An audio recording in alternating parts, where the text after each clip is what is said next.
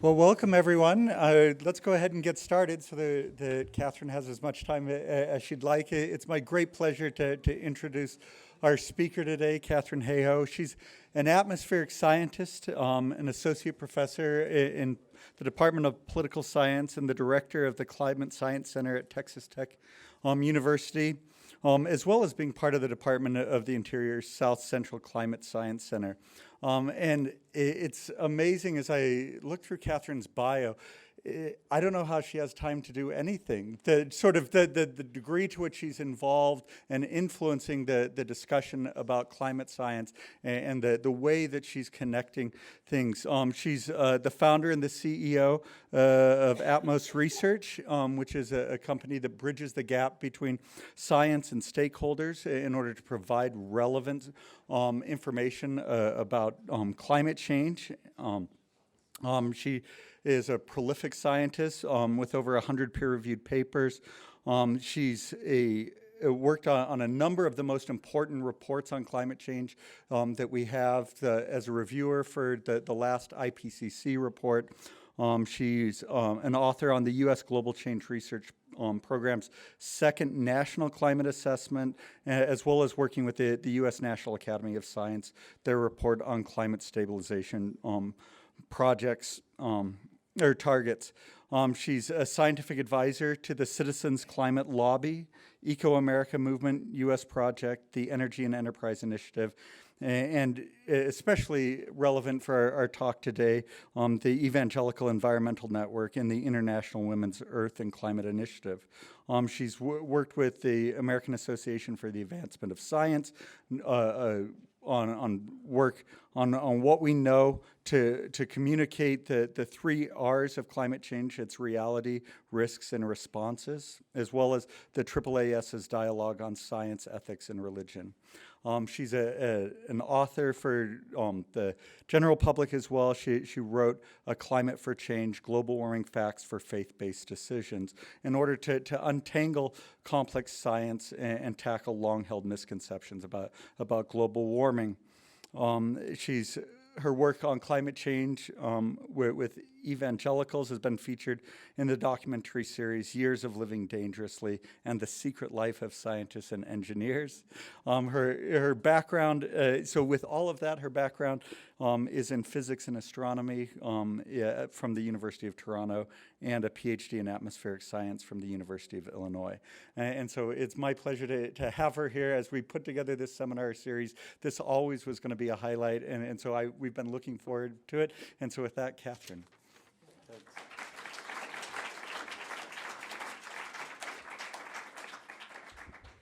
Thank you, everybody, for coming. I know they're trying to put out some extra seats there at the back, and there's still even people waiting outside. Wow, that's awesome.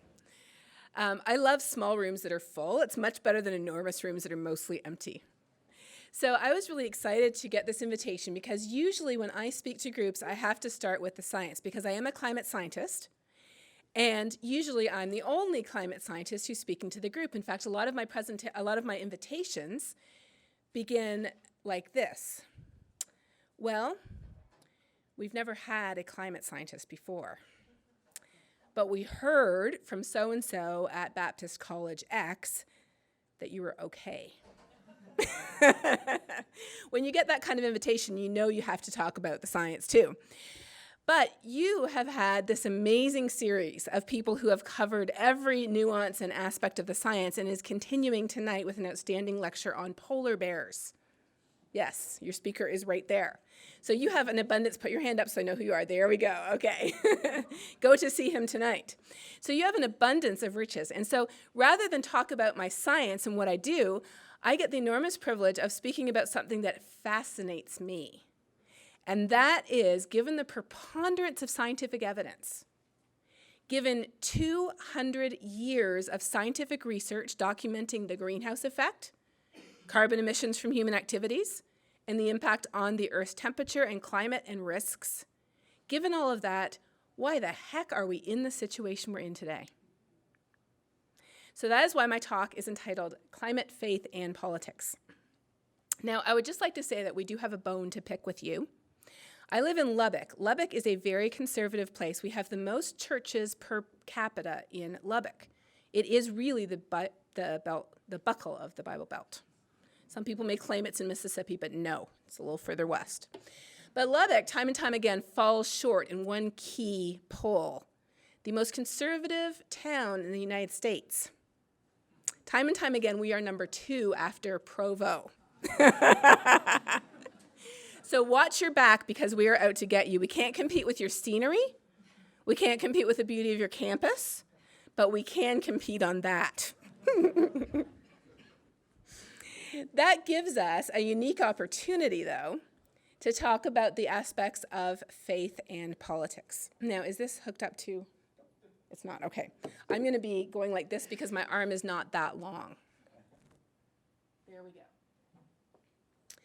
One of the questions I get asked most frequently is, do you believe in global warming? Or sometimes there isn't a question mark on the end. Sometimes it's just, aren't you the high priestess of Al Gore?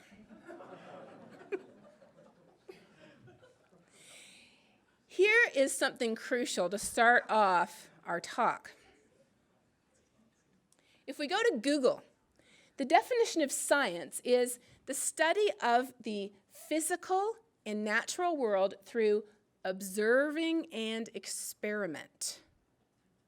On the other hand, faith is defined as a strong belief based on spiritual apprehension rather than proof. What I love about Google is if you go to the Bible, you get the same definition. How cool is that? Hebrews 11, the writer of Hebrews says, faith is the substance of things that are hoped for and the evidence of things not seen. With a little magic marker, we can update that and put the definition of science right into the verse. So when people ask me, do you believe in global warming? My response is, no, I don't. And that's helpful because it always kind of makes people take a step back. I don't believe in global warming. It is the most reasonable conclusion that we can draw based on over 200 years of evidence. And that's different.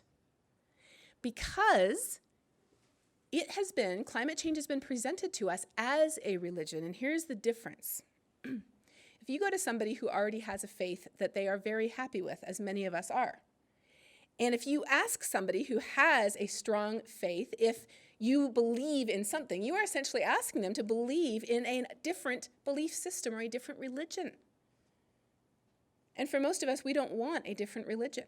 Whereas asking somebody to agree with scientific facts, do you agree with this information or not, is completely different. We can form and discard opinions at the drop of a hat. So it's a key difference, the language that we use when we talk about this issue. It is not a belief we are talking about here. It is evidence based on facts. So I'm going to propose a hypothesis to you today and then take us through the climate realm and see how it applies. My hypothesis is that faith and science are not in competition with each other. They're not two mutually exclusive systems of belief. Now, I recognize there is scientism. There are people who have certainly made science into a religion or a belief. But at their core, taking our Google definitions as the most neutral way to look at it, they are not at all in competition. In fact, I'm going to go even farther, and I'm going to say that we need both of them to understand and respond to the challenges that are facing us today, which include climate change. So you may say, well, okay, this sounds great. And you may even agree, or you may not. But you have to say, if you're living in Texas, how can you be ignorant of the basic facts? The basic facts being that if you talk to people of faith, you hear a lot of stuff about climate change, don't you? I talk to them all the time, and most of it says it's a bunch of hooey. It may involve words like Antichrist and, and the end of the world. And when we look at polls, this poll was conducted by the Pew Foundation a number of years ago, it asked people, is there solid evidence the earth is warming due to human activities? And there are 3 seats up at the front if anybody wants to sit down. Unaffiliated, people unaffiliated with any church come in about 58% at that time, although the number is now higher. The further you go down the spectrum, and I really wish there were an LDS line here too, I'd be really curious to see where that falls. The further down you go the spectrum, the worse it looks. And in fact, if you poll evangelical pastors, the number you would get would be 25%. And if you poll Republicans in Congress, it would be smaller than that. So the natural conclusion when you look at this is you say there's got to be something about being an evangelical that makes us doubt climate. And it's certainly true that the arguments against accepting climate change as a reality do fall on fertile ground. In other words, in all of our minds, we have these well-traveled pathways of thought. They're different for each of us, but as a culture and as a community, we often tend to travel the same pathways. One of the pathways that we often follow is that there is a divide between science and faith. It's such a common theme in our culture that most people would just say, oh, of course there is. So immediately we're starting with the preconceived notion that there is a conflict rather than that there isn't. And that's a big difference where we're starting from. There are well-traveled pathways of pseudo-logic, museums of children riding on dinosaurs. We have been taught that science is an opinion, and your opinion is as good as my fact. And then we can't ignore the fact that there is a very deep-rooted distrust, not just of science, but of government. And who is telling us that climate change is real? Uncle Sam. Uncle Obama. Even worse. Not only that, but there are some links to existing fears. So for example, a very common question that I hear all the time is, doesn't the reality of climate change challenge the sovereignty of God? In other words, if God is in control, how could this happen? Now, with theological arguments, I feel like it's important to go to theology rather than science to answer them. And with this one, we have a pretty good way to do it. When we look at the Bible, for example, the Bible says God created the world and gave it to humans to have responsibility over every living thing. So God handed it over to us already. We also see verses about how we reap what we sow. Our actions have consequences. We make choices. The results can be good or bad. So we see plenty on how our choices do matter. The real issue, the solutions, challenge the basis of a great deal of current political and economic ideology that has been absorbed predominantly by more conservative rather than more liberal sections of the nation. But these are really, I think they're, issues about, if God's in control, this couldn't happen, or the world's going to end, so we should just all sit back in our lazy boys and twiddle our fingers. These are smoke screens. Because if we go right to the foundation of faith, and I'm only going to focus on the Bible here because that's where we are. If we go to the Bible, we see verses that are pretty clear. Verses like saying that the attributes of God have been clearly perceived in nature. In fact, Brigham gave us a wonderful quote at lunch. Someone once said that the Bible is God's written word and nature are the illustrations. We see verses telling us that the earth belongs to God. And that God said, let us make humans responsible for every living thing moving on the face of the earth. Now, in Genesis, the word stewardship does not appear explicitly, although it is certainly strongly implied by these verses. But in the Doctrines and Covenants, we see verses that actually have steward in them. The implication being careful tending of a garden or a farm. When we look at climate change and we see that those who are most vulnerable to climate live in the very areas where we are always sending aid. Not just money, not just effort, missionaries, clothes, food, relief. These are the countries where we're already concerned about people, where our hearts already go out to them when we see the children with the swollen bellies not having enough to eat, or the people who were flooded by the hurricane. These are the places that are already being impacted by climate change today. And so That's why I love this, this little poster here. It isn't just a matter of caring for creation, it's a matter of life. Creation care is pro-life. We hear a lot about how life begins at conception, but life does not end at birth. It continues for all of our lives. And caring for the world we live in is caring for people, because this is the only place that we have. Unless we're one of those 100 people who signed up to go to Mars. Anybody? Good. I'm seriously wondering about the sanity of those people. You might say, okay, but this is all well and good. You know, okay, I can buy that maybe there's some smoke screens, some theological smoke screens getting thrown up, but this is still real. Why is it? So this is why I love the social science. I'm a physical scientist by training, but I have gotten so into social science because they answer these questions.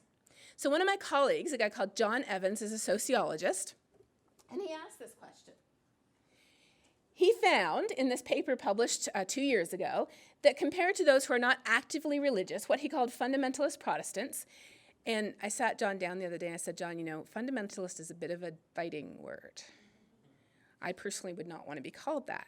And so he said, And then he came up to me next time I saw him, he said, you know, I've decided to stop using that word. I was like, good. Because it isn't just fundamentalists. It's a lot of people in my church who wouldn't call themselves that. Anyways, compared to the non-actively religious, conservative Protestants, which is what he really meant, are less likely to believe the conclusiveness of climate science. And note again, what word do you see there? Believe.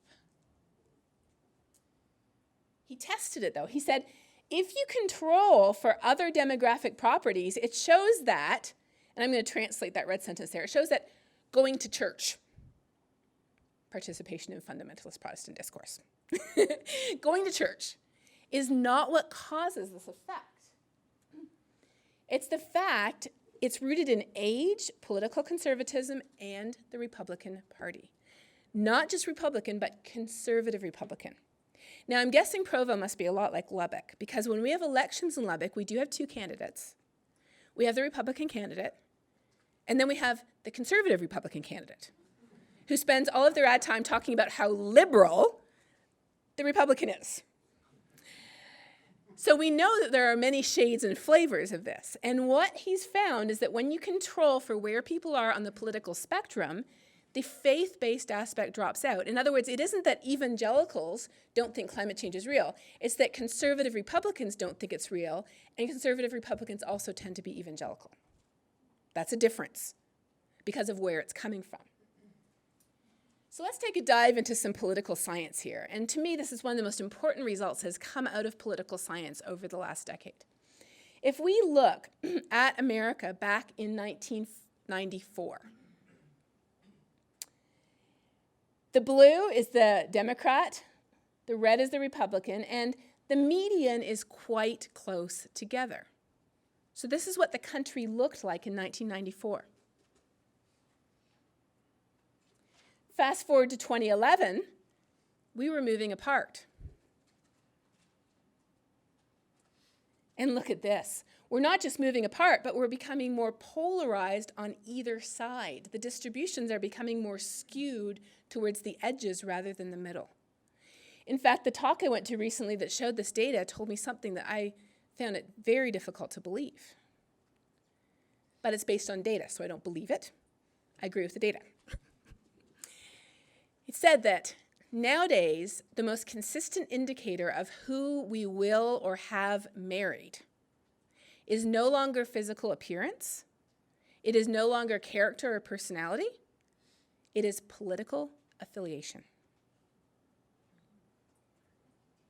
And not only that, but in terms of our biases against other people, when they do those political experiments where they sit you down and they show you pictures of people, and they measure your reaction to those people, so your split-second reaction to a face you're shown, they use those in a lot of race studies to see our reactions to people who look different than us. Nowadays, if someone is shown someone of the opposite political party with a visible symbol next to them that clearly demonstrates they're part of the other party, and this goes both ways, our level of bias is greater against somebody from the other political party than we affiliate with than with someone who looks different from us, from a different race, from a different gender, or from a different socioeconomic class. That's how biased we've become. So now, what does this have to do with climate change? Well, just before the last elections, a guy at University of New Hampshire, Larry Hamilton, did a poll where he asked people what they thought of certain social issues. And he documented the differences between people who were Republican and people who were Democrat. And then they repeated this on the midterm elections and found the same results. But I'm going to show you Larry's plot because it's prettier. Okay? So he's ordered the issues that separate Democrats and Republicans from number 1 down on. Okay, now I'm going to tell you what number 1 is first, because number 1 is a good one. The first issue the Democrats and Republicans most disagree on, besides who they're going to marry, obviously, is the performance of the president. And that's what it should be, because otherwise, why are you one or the other? But here's number 2. Ready? Number 2. So number 1 is, do you approve of Obama? Number 2, the light blue, is climate change. Number 3 is gun control. And what is number 4? Do you trust scientists? Since when did that become political? How about, do you trust your accountant? Do you trust your physician? How about the person who picks up the garbage? Do you trust them? I mean, when does a profession being trustable become a political issue? It doesn't really get much better. After that, we have the Arctic and weather. And then we have abortion, the death penalty, evolution, and GMOs. We don't even have gay rights on there. I mean, if you had told me 10 years ago that I would see the day when climate change trumped abortion and gun control as a politically divisive issue, I would have thought you were crazy. And this is the world that we live in today. Why is it that we're so biased about this? Well, there's a couple of clues. Again, another reason I love social science is because they ask these questions. And they found out that the number 1 predictor of what we think about climate change, when we get a little more nuanced, not just what political party we agree with, but we get a little more nuanced and try to break it out, the number 1 predictor of what we think about climate change is who we listen to. We are all cognitive misers, whether we like it or not. It's because our brain is not big enough to fully understand and absorb every factoid we need to be a full-on expert on every social issue in the entire world at any given time. If you disagree with that, please let me know. I think even Einstein would agree he was a cognitive miser. So for example, if you want to know about ISIS or ISIL or whatever you're supposed to call it, what do? You go to whatever source you trust and you read about it, right? Or you listen. What do you do if you want to know about climate change? Repeat. The media is one of the number 1 places we get our information from. And whatever the politicians tell us comes from the media. The politicians do not inform the media informs the politicians. If you do not believe me, cast your mind back to the last GOP primaries. We started off with more than half the candidates saying climate change was real and human-induced. By the end of the primaries, every single person had recanted. Why? Pressure from the media. Here we have CNN. In 2013, we don't have the 14 numbers in yet. In 2013, 30% of the information on CNN was demonstrably incorrect. It wasn't opinions that we disagree with. It was actually saying something that was wrong. Gets worse. But, just a little ray of light, for 2012, that number wasn't 72%, it was over 90%. Getting better. Why is CNN has such a big proportion of it? It's because the media is obsessed with the idea of balance. One person says X, we have to have another person saying Y. It's not just an obsession with balance, it's an obsession with ratings. 2 talking heads saying the same thing. Boring. 2 talking heads yelling at each other and going purple in the face. Exciting. That's where the CNN coverage comes from. Every single invitation I personally have gotten from CNN over the last 2 years has been to debate somebody who doesn't agree with me. That person is never a scientist. They're never someone qualified to debate the science, but that's what they want me to do, and I say no. Because I feel like I have a moral responsibility not to promote the idea that it's 50-50. It is not 50-50. If you poll scientists, depending on which poll you look at, it's 97 or 98%. If you poll the scientific literature, it's almost 14,000 articles against 24, which last month we found out 2 or 3 of those 24 were actually paid for reports by the fossil fuel industry published in Chinese journals. Draw your own conclusions. So that's why having the one talking head saying yes and the other saying no is not just a poor reflection of the science, it is actually wrong.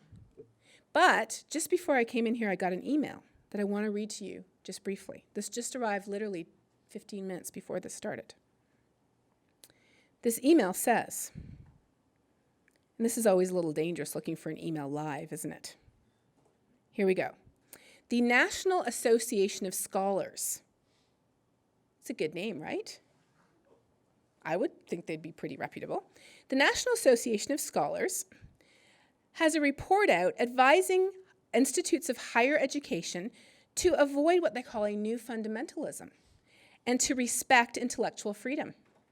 Sounds good, right? I would sign on so far. Item number 1. They have 10 items. I'm only going to read you the first one. Item number 1. We need to create neutral ground. Colleges and universities should be neutral on important and unresolved scientific debates like the debate over anthropogenic global warming. I wrote back and I said, excuse me, what debate was that? Do you have a reference for that? The debate is not in the science. The debate is here. But that's why we're confused.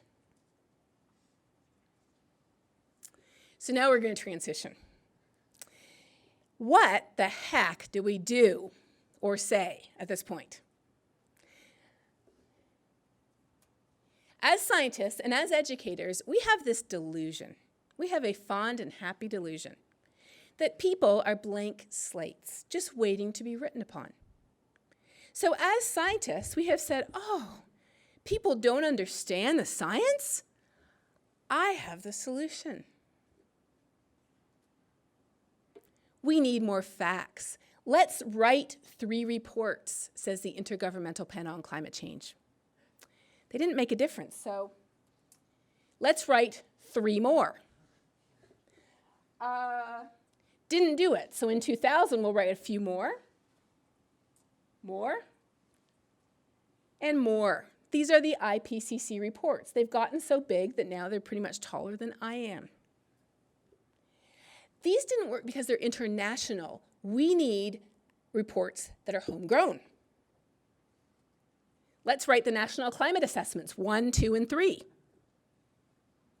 That didn't work. How about National Academy of Science reports? 1, 2, and 3. Here's the problem. In education, people have known for a long time there is something called the knowledge deficit model that states that people are willing and able to process information if it's available. Therefore, if people don't get climate change, they just don't know enough. Here's again why I love social science. Ready? Dan Kahan said, public apathy over climate change is often attributed to the public knowing too little science. Let's test that. We conducted a study to test this account, and we found no support. Members of the public with the highest degree of literacy were not the most concerned about climate change. Rather, they were the ones among whom cultural polarization was greatest. A little knowledge is a dangerous thing, clearly. So, we are not blank slates. We are slates that have been written on by very clever hands for decades. A memo written back about 20 years ago by Frank Luntz, a brilliant PR person, said, point number 1, make sure that the scientific debate remains open, that there is no consensus about global warming within the scientific community. This was written about 25 years ago. The email I read you was just written today. Frank Luntz lives. and breathes. These are great books. Merchants of Doubt is now a movie, just came out, where you can see the people talking who manufacture the artificial doubt on this issue. They're real people, they have real faces, and you can see them talking in this movie. We have to be honest, though. We aren't asking for a small change. We replaced slavery with fossil fuels. We did. Each of us, on average, uses the equivalent of about 200 slaves bicycling like Lance Armstrong, 24 hours a day, of fossil fuels.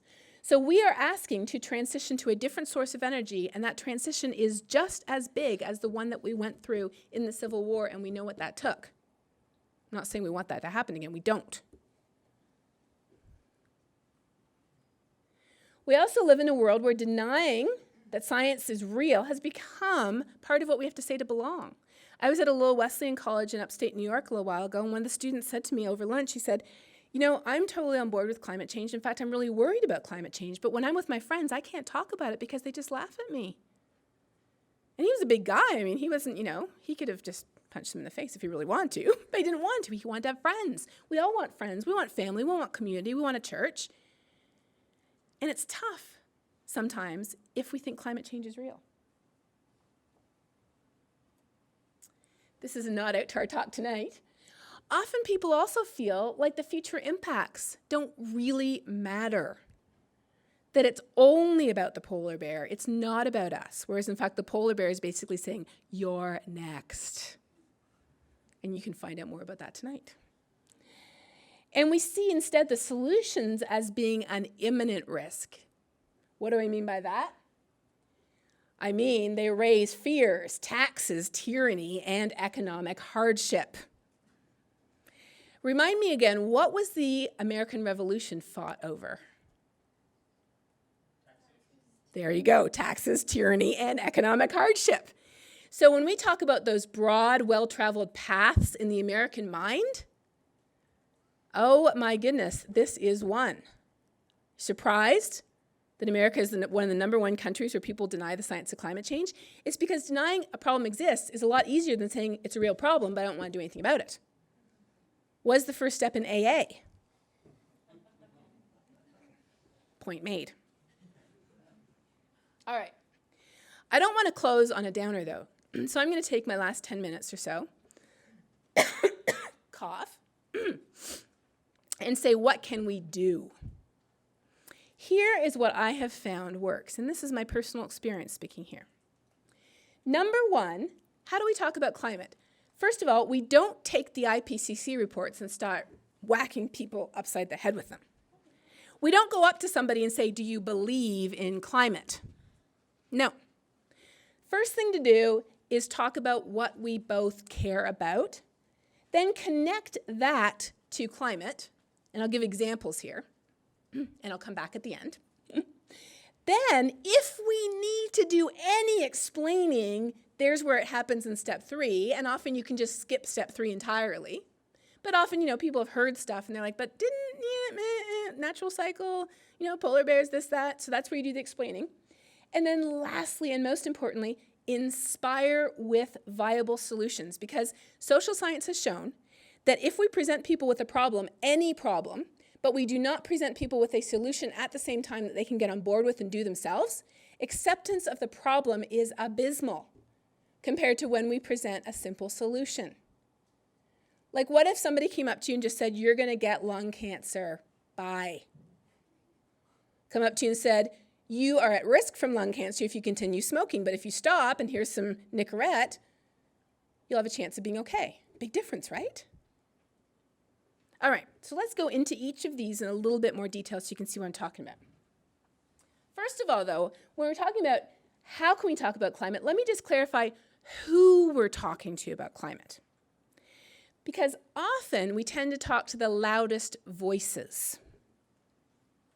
And the loudest voices often look like this. I have an uncle, maybe some of you do too. Sometimes that's not where you want to start. I get enormous encouragement and inspiration from the study called The 6 Americas of Global Warming. If you haven't seen it, check it out. Look it up. They survey people again and again, year after year, and they divide people into groups based on our perspective on global warming, but they find that there's a lot of consistency in the group in terms of gender, age, race, level of education, socioeconomic class. We tend to fall out along those lines. So I take heart from this right here. There's only 8% of people in America who, when confronted with angels from heaven bearing tablets of stone on which it says in flaming letters, climate change is real, will still refuse to agree. Or we might even say believe at that point, if angels are involved. That's only 8%. On the other hand, 13% are doubtful, but still a little open. Speaking from personal experience, living in Lubbock, Texas, doubtful people are willing to listen if we can show them why. Disengaged, why should I care? Look at that.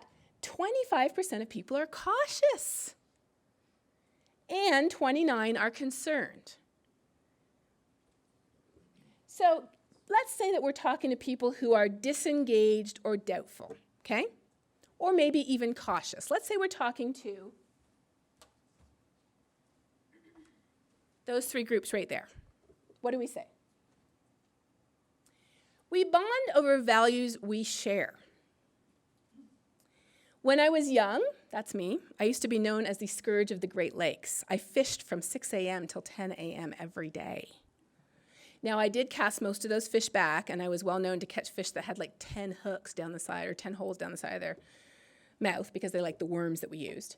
But if we fish, if we're an angler or a hunter, it's a great way to connect with people. We want to make sure that we can continue to enjoy what we do and we can teach our kids about what we do because climate change is threatening the fish in our streams and the animals in our rivers and lakes and plains. I enjoy skiing, and skiing is seriously a threat from climate change, as everybody here knows. You just have to cast your eyes up the mountain. Parents, a huge reason to care about climate change is caring about our kids' health. Every time you see that blanket of smog over the valley, you know we're breathing it in, and children and elderly are the most vulnerable to air pollution. I went to speak to our Rotary Club a little while ago, and just as I was walking in, I picked up a leaflet. I'm not a Rotarian, didn't know much about it. This is what the Rotarians live and die by, a 4-way test. Is it true? Is it fair? Will it build goodwill, and will it be beneficial? So I had about 20 minutes before I went on stage, and I whipped through my presentation, and I changed the whole thing around. So it was the 4-way test. And I was speaking to a bunch of hard-nosed business people in Lubbock, Texas, who you could tell by the looks on their faces were wondering why I was there. But when I pulled out the 4-way test, the heads started to nod. And by the time I got to the end, they're like, that makes sense. I get it. It's true. It's not fair. It is not building goodwill, but doing something about it will be beneficial for all. Awesome. Now for me, with my husband being a pastor and with me being a Christian, one of the biggest places I work is with faith-based communities, specifically Christian colleges and churches, as well as national associations like the National Association of Evangelicals. We can bond over our shared love of creation given to us by God and our shared desire to love our neighbor as ourselves. And the National Association of Evangelicals put out a report called Loving the Least of These, talking about how climate change affects the poor, and that's why we care. And then lastly, we can talk about the place where we live. So I think that just about every human on the planet already has all the values they need to care about climate change right in their hearts. We don't have to make people a bunch of green tree huggers. If we love the place we live, if we love our family, our kids, if we have other things we love doing, even if we just want a healthy economy, we have the reasons. We need to find out what those reasons are and connect on those reasons and connect them to climate change. So given what we both love, given what you and I love, based on the conversation we've already had where I did not hit you over the head with any scientific data, let me share with you from my heart why I care about climate change. I care about it because I'm really into skiing and my son is really into skiing too, and he's so cute. He just did his first double black diamond and I was scared out of my mind. I mean, those moguls were about 5 times his height, and at one point we literally had to take his arms and lower him down a cliff, and I nearly died. I'm seriously still having nightmares. But that alone, I still want him to be able to do this, and climate change threatens that. I'm a parent, and I would do anything for my child, and most of us would if we have kids. But our kids' future is at risk, and it's the Department of Defense and the Pentagon that's telling us that, not some, greenie groups like Greenpeace. No offense to Greenpeace, I'm just saying. As I said, here we have the Department of Defense talking about how climate change is a threat multiplier. In fact, the admiral in charge of the South Pacific, and for the geography challenged, where is North Korea? In his domain in the South Pacific, he was asked what's the greatest threat he sees facing him. He said, climate change, not North Korea. I guess he didn't see that movie. You know the one that came out? Yeah, the one that my husband watched the day it came out. Yeah. Awesome report by Mayor Bloomberg, hard-headed businessman. We care about climate change because it affects our economy. There's dollar signs attached. In Texas, we care about it because it affects our water. Warmer air means more evaporation. More evaporation, less water. Pretty simple equation. And again, as Christians, we care about it because it affects people. We're told to love God and love our neighbor as ourselves, and it's hard to do that if we're pretending like this issue doesn't even exist, let alone not wanting to do anything about it. So then only at this point do we want to get into the explaining. And people often have some questions, like people might say, for example, oh, well, I heard that global warming thing stopped. Have you heard that? I've heard it a lot. A couple of emails a day, usually. It used to be 16 years ago, and then it was 17 years ago, and then it was 18 years ago. Those are some pretty strange numbers. Well, this is a graph I did for the National Climate Assessment proving that climate change has stopped. I'm serious, I did do it. If we look at a certain amount of time, we can make global temperature do whatever we want. But we know it's not about picking exactly the data we like, it's about showing all the data. When we show all the data, this is what it looks like. And we can see, in fact, that this doesn't even include 2014, which was the warmest year on record. So at that point, we could explain something like this. And what convinced my own husband, by the way, that climate change was real was going to NASA's website, downloading NASA's data onto his own computer, plotting it in Excel, and then sitting there and thinking, okay, either NASA, who put men on the moon, are involved in a worldwide, global, multi-decadal cover-up, or it's real. So I hope you know which one he decided. Yeah, we're still married.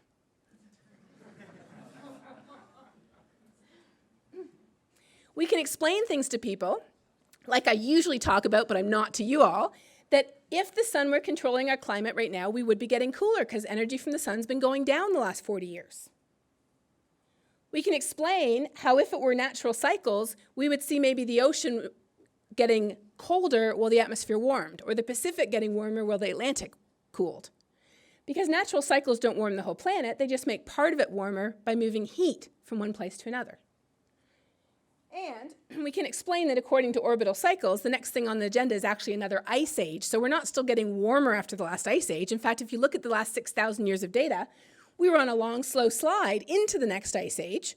Not today, not tomorrow, like in geologic time, thousands of years.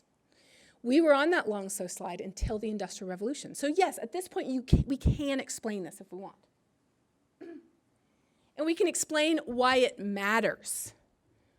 In the East, it matters because there's risk of coastal flooding and major destruction. I talked to a woman in Salt Lake City who came from New Jersey.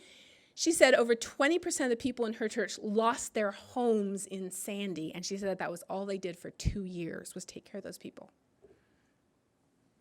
Out west, it matters because we see bark beetles eating millions of acres, and then wildfire comes along and burns them. Up north in the Arctic, it matters because there's 300 villages built on land that is crumbling and falling into the ocean.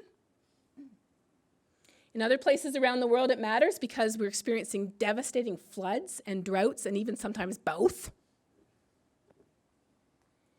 And then it's also important to explain that our choices matter. The choices we make today have a profound impact on the future.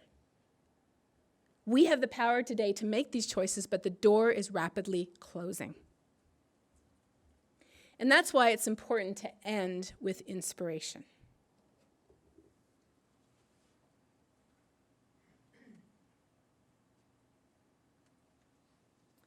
Solutions. Give people something that they can do.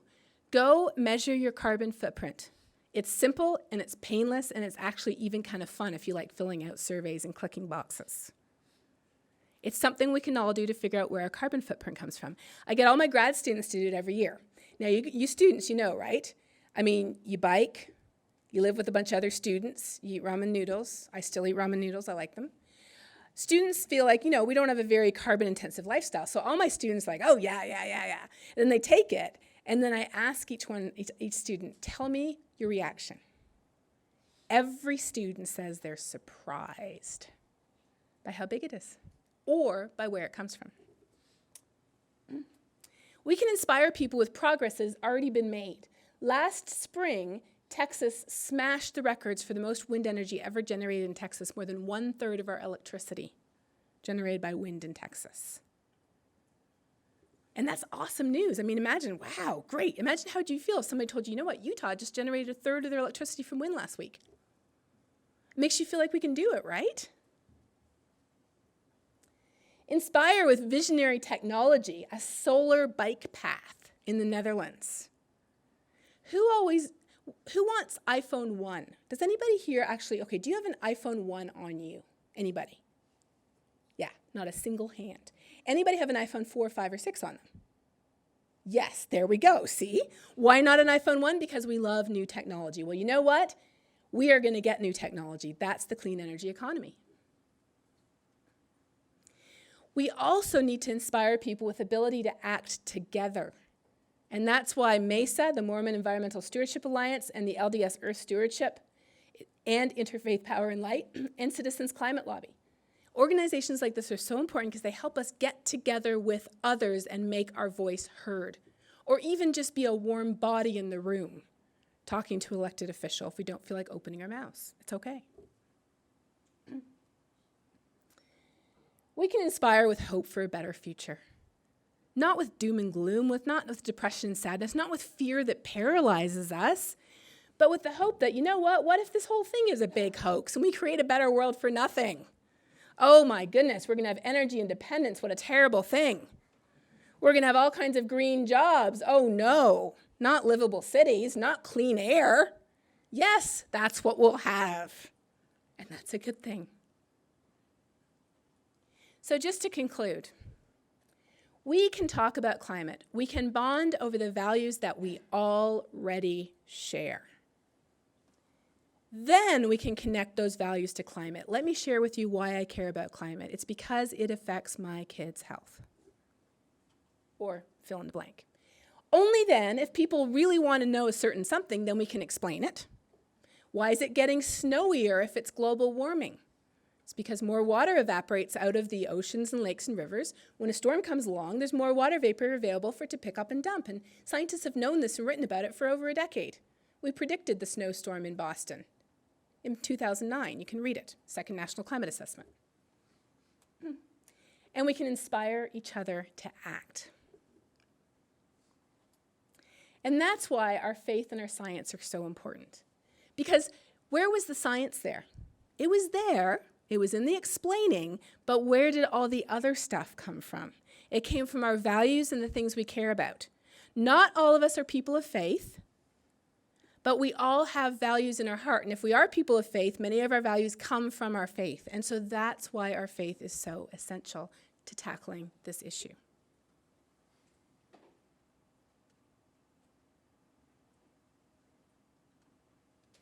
So I'm going to close with a quote from my favorite scientist, Jane Goodall.